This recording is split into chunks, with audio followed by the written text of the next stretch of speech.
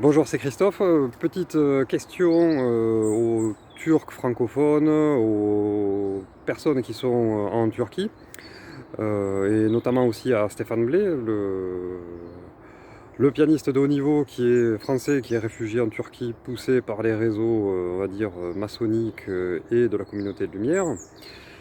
On s'intéresse, grâce à Jovanovic, à l'effondrement monétaire et on essaie de voir comment tenir en asymétrie, hein, en sortant du viseur. On sait qu'on subit une pression monétaire et la Turquie subit... attendez, on va laisser passer le train. La Turquie subit une pression sur sa monnaie, sur la lire turque. Alors, vous allez me dire, pour ceux qui ne sont pas habitués à ce que peut être une pression sur une monnaie, on pourrait penser bêtement que l'économie n'est pas dynamique et donc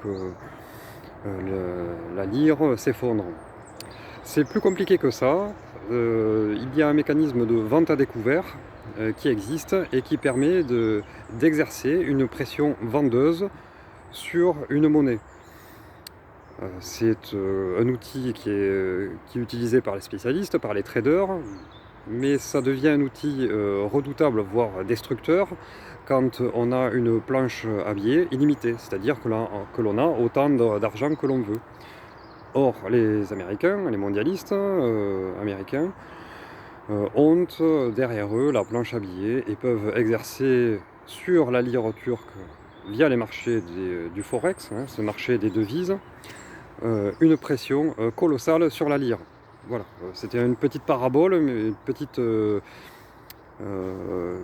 précision pour comprendre ce que subissent les gens du quotidien, parce que ce qui nous intéresse, c'est les gens du quotidien, en Turquie, et comment ils arrivent à gérer cette pression.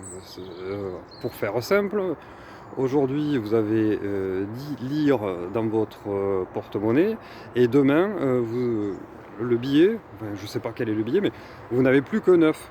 En fait, il a fondu. Ça, c'est du fait c'est à cause de la dévaluation. Et pourtant, les prix restent les mêmes. Donc, comment s'organisent les gens qui vivent en Turquie? Est-ce que dès qu'ils ont leur salaire, ils le changent ils achètent tout de suite des matières premières, sucre,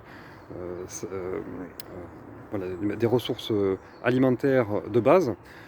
Est-ce qu'ils le convertissent en métaux? Par exemple, on peut imaginer des petites pièces d'or, une once d'or ou quelque chose comme ça.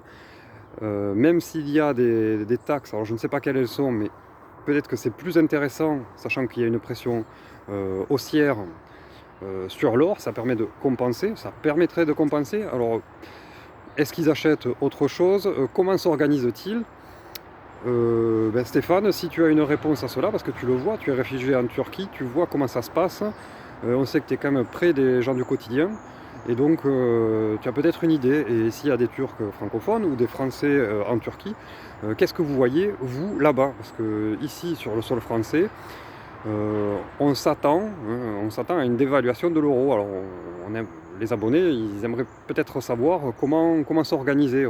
On a mis en place plein de choses, mais ça, on n'est pas encore sûr de nous. Enfin, sûr de moi. Je teste des trucs, mais on regarde peut-être du côté de la Turquie, les Grecs aussi, comment s'organisent les gens du quotidien. Voilà. J'espère vos réponses en commentaire. Force et honneur, on ne lâche pas, et à bientôt.